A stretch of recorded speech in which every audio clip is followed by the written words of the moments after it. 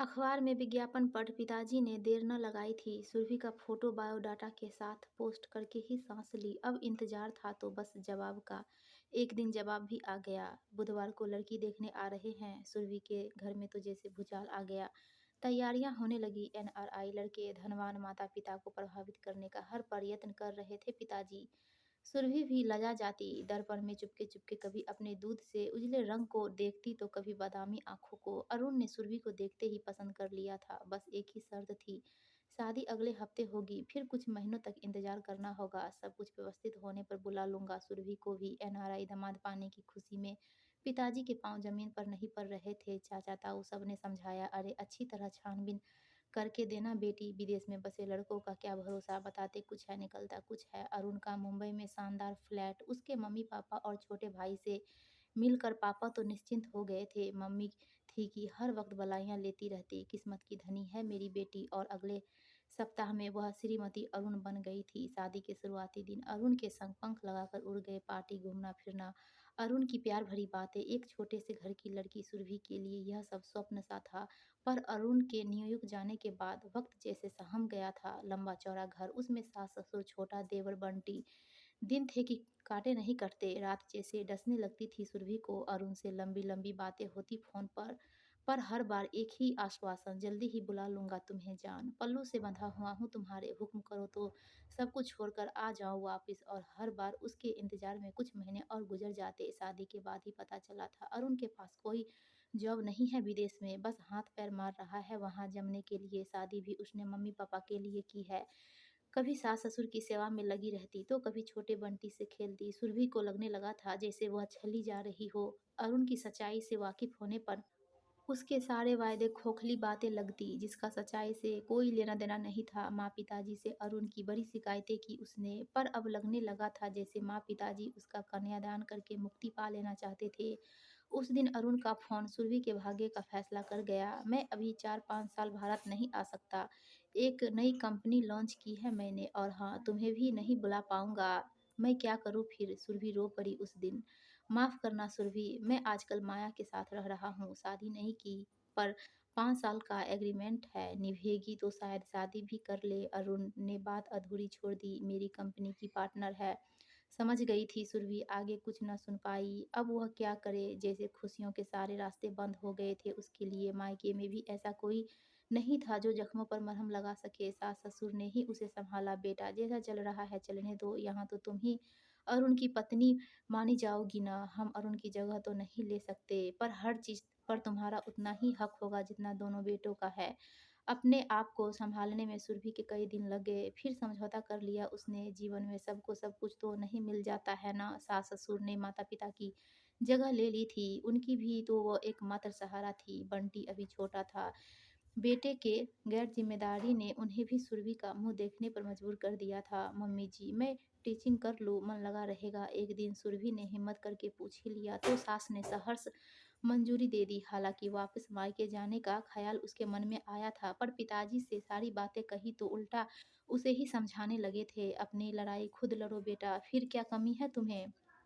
समाज में इज्जत है, पैसा है, अरुण का नाम भी कितना है। क्या कभी सपने में भी सोचा था तुमने कि इतना सब कुछ तुम मिलेगा तुम्हें? सुरभि ने काफ़ी सोच समझकर स्कूल ज्वाइन कर लिया था। दिन पलटने शुरू हो गए। आधा दिन बच्चों को पढ़ाने में, बाकी घर के कामों में यूं ही बीत जाता। जीवन की करवाहट कुछ कम होने लगी थी। अरुण का परिवार ही उसकी जिम्मेदारी बन गया था। उस दिन वह बंटी के कमरे में अचानक चाय देने चली गई। बंटी को उसके टीचर पढ़ा रहे थे। सुरभि ने देखा बंटी को होमवर्क देखकर वो स्वयं पेपर पर कोई स्केचिंग कर रहे थे। एक लड़की का सुंदर अक्स बड़ी तन्मयता से उकेरा जा रहा था। सुरभि को लगा जैसे सर के कागज पर वह स्वयं उतर आई हो। बड़ी बड़ी आंखें और उन्हें ढकती धनुषाकार भौहें सजीव सी लग रही थी। कुछ पलों के लिए ठहर सी गई थी सुरभि। फिर सर की ओर देखा तो लगा जैसे चोरी पकड़ी गई हो। 28-29 साल का नौजवान, शर्माले से नयन नख, ऊंचा माथा। मैं प्रदीप, इंजीनियर हूँ, पार्ट टाइम में ट्यूशन लेता हूँ। उसी ने नजरें चुराते हुए अपना परिचय दिया। सुरभि ठहर न पाई कमरे में, तेज कदमों से बाहर निकल आई। प्यार की भाषा आंखें खूब समझती है। जाने कौन सी मूक तरंगे उठती है कि बिना कुछ बोले ही सब कुछ अपना पराया हो जाता है। फिर तो प्रदीप सुरभि के मन व विचारों के साथ लुका-छिपी खेलने लगे थे। प्रदीप की भी सुरभि के प्रति चाहत छुपी नहीं थी। सुरभि ही पूछ बैठी एक दिन, मेरे बारे में सब जानते हो, अपने बारे में कुछ नहीं बताओगे? क्या करोगी जानकर सुरभि? मेरे माता-पिता ने मुझे गोद लिया था किसी अस्पताल से, परवरिश की, सब कुछ मिला, पर दोनों एक एक्सीडेंट में मारे गए। पहले से ही अकेला था, अब और भी अकेला हो गया दुनिया में।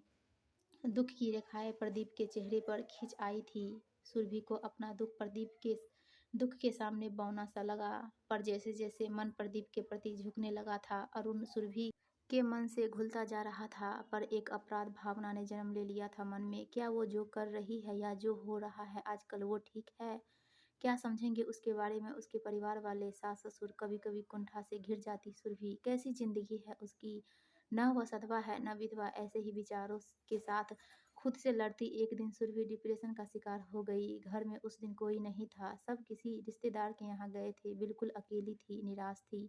अरुण का परिवार, प्रदीप का प्यार मकड़ी के जाल में फंस गई हो जैसे। रुलाई फूट पड़ी। सामने नींद की गोलियों की शीशी रखी थी। माँ लेती थी पानी के लिए किचन की ओर, मोरी की दरवाजे पर थाप पड़ी। मुंह पर पानी के छींटे मार अपने आप को सहेजा। दरवाजे पर प्रदीप खड़े थे। यूं रो रो कर अपनी जिंदगी जाया न करो सुरभि, रोने से दुख कम नहीं हो जाते। सुरभि के लड़खड़ाते कदमों को प्रदीप ने अपनी बलिष्ठ बाहों का सहारा दिया। सुरभि अकचका गई। घर में वह नितांत अकेली। उस पर प्रदीप, थक गई हूँ जीवन से मैं। छोटी सी उम्र में सब कुछ देख परख चुकी हूँ। दुनिया में कोई किसी का नहीं। सोचती हूँ नींद की ढेरों गोलियां लेकर सो जाऊं गहरी नींद में, पर जाने क्यों साहस नहीं जुटा पाई। सुरभि ने अपना शरीर ढीला छोड़ दिया। पुरुष की बलिष्ठ बाहों में सुकून सा पा रही थी वह। पर किसके लिए सुरभि? वह जो तुम्हें नहीं मिला उसके लिए। पर क्या जो तुम्हें मिला उसका सम्मान किया है तुमने? प्रदीप ने सुरभि की आंखों में झांका। गर्म सांसों की तेज रफ्तार सब कुछ समेट लेना चाहती थी। आंचल सीने से ढलक गया। प्रिय का मादक स्पर्श पोर पोर में सुधावन घुल रहा था, मानो सारे बंधन टूट जाते आज। पर प्रदीप ने अपने आप पर काबू किया। जिससे प्यार किया हो उसके शरीर को बिना अधिकार के स्पर्श करना प्रदीप के आदर्शों से परे था। सो अमृत से अमूल्य उन क्षणों की गिरफ्त से आज़ाद किया अपने आप को। चलो तुम्हें आज बढ़िया सी चाय पिलाता हूँ, रसोई किधर है सुरभि? और रसोई की ओर चल पड़े। काफी देर से रोते रहने से सुरभि का जी हल्का हो गया। सारा आवेग आंसुओं के साथ बह गया। साड़ी ठीक करके खड़ी हुई तो देखा प्रदीप खड़े थे चाय के साथ। सुरभि, मुझसे शादी करोगी? क्या ये सब कुछ छोड़कर चल सकोगी मेरे साथ एक सीधी सादी जिंदगी जीने के लिए? चाय सिप करते करते प्रदीप ने उसके सामने प्रस्ताव रखा। सोच लो सुरभि, माँ पिताजी के आने का वक्त हो गया था। सो प्रदीप चला गया। वह काम में लग गई, पर विचारों में द्वंद्व जारी था। हाँ, मैं प्रदीप से करूंगी शादी। सुकून भरे 4 लम्हे दुखदाई लंबी रातों से कहीं ज्यादा बेहतर है। सास ससुर भी उसके अकेलेपन के लिए चिंतित रहते थे। बंटी बड़ा हो रहा है, शादी होते ही आने वाली सबको संभाल लेगी। पर वह इन सब के बारे में क्यों सोच रही है? अरुण से कोई रिश्ता नहीं, फिर उसके परिवार वालों के बारे में क्यों सोचे? सुरभि माँ पिताजी से बात करेगी, अन्यथा एक दिन सब छोड़कर किनारा कर लेगी। अपनी सोच को विराम देकर सो गई थी वह। सुबह उठी तो सिर थोड़ा भारी था।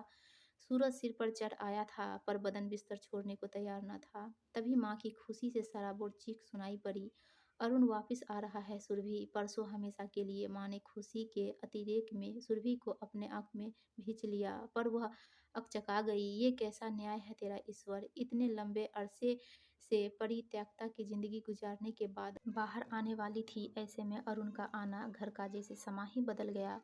ऐसा लग रहा था जैसे किसी को कोई शिकायत ही नहीं हो अरुण से। पूरे घर की सफाई हो रही थी।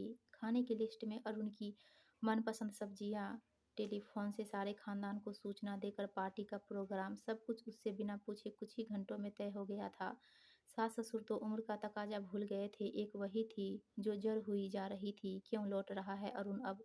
पता चला उसकी कंपनी पिट गई थी और कर्जे की मोटी रकम उसके सिर पर थी। ऐसे में माया को उसका साथ भला क्यों गंवारा हो?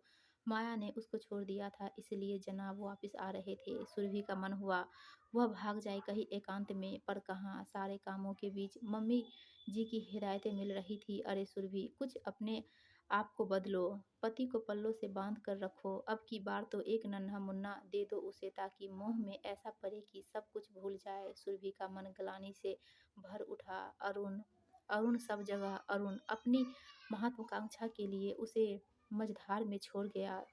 धोखे से शादी की और माया के साथ रहकर भी कुछ न मिला तो लौट रहा है जीवन में जैसा उसने चाहा किया, पर सुरभि को किस बात की सजा दी?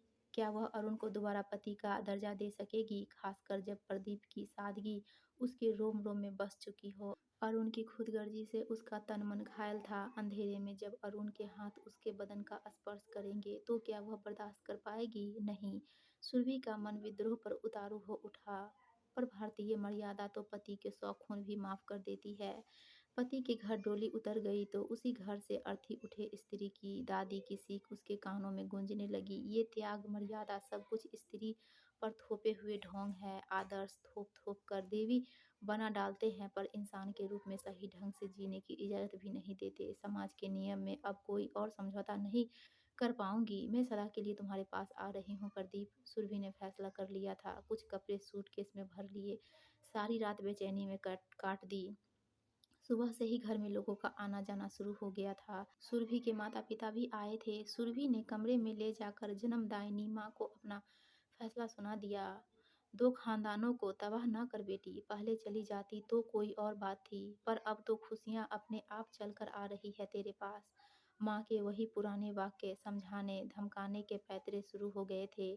तभी प्रदीप का फोन आ गया। सुरभि, पति वापस आ रहे हैं, नया जीवन मुबारक हो तुम्हें। इतना स्वार्थी नहीं हूँ मैं कि अपने साथ तुम्हें कांटों में घसीट लूं, पर हाँ इतना जरूर कहूँगा कि जीवन के अंतिम पलों में जब सांसें साथ छोड़ रही हो, तो तुम मेरे सिरहाने बैठी रहो, मुझे तलाशना मत। और प्रदीप ने बिना कुछ उसकी सुने फोन रख दिया। उस दिन पिंजरे में बंद पंछी की तरह उड़ना भूलकर सुरभि ने भी जिंदगी से लड़ना सीख लिया था। रागनी और रोहित दो बच्चे थे। अब अच्छी खासी उम्र भी हो गई थी सुरभि की, पर कभी मन के गहराइयों में खो जाती तो सोचती क्या नाम दे वो प्रदीप को, स्वप्न पुरुष या एक हवा का झोंका जो उसकी जिंदगी के मायने बदल गया। आज प्रदीप का पत्र फिर से सुरभि को अधीर कर रहा था। आज फिर वह किसी की नहीं सुनेगी, कोई बंधन नहीं मानेगी, प्रदीप के पास जरूर जाएगी। अरुण को उसने सब कुछ बता दिया। प्रदीप का वह पत्र अरुण के हाथ में सौंपकर अपना निर्णय भी बता दिया था। सूटकेस में चंद कपड़े डाले, ठीक उसी दिन की तरह पैर घर की दहलीज से निकाले, पर आज किसी ने न रिश्तों की दुहाई दी न रोका। पति ने स्वयं टिकट देकर ट्रेन में बिठाया। प्रदीप का कर्ज है मुझ पर सुरभि, तुम्हें मुझे वापस सौंप कर उसने मुझ पर बहुत बड़ा एहसान किया है। तुम निश्चिंत होकर जाओ। दोस्तों, आपको कहानी अच्छी लगी तो प्लीज़ हमारे वीडियो को लाइक कीजिए और चैनल को सब्सक्राइब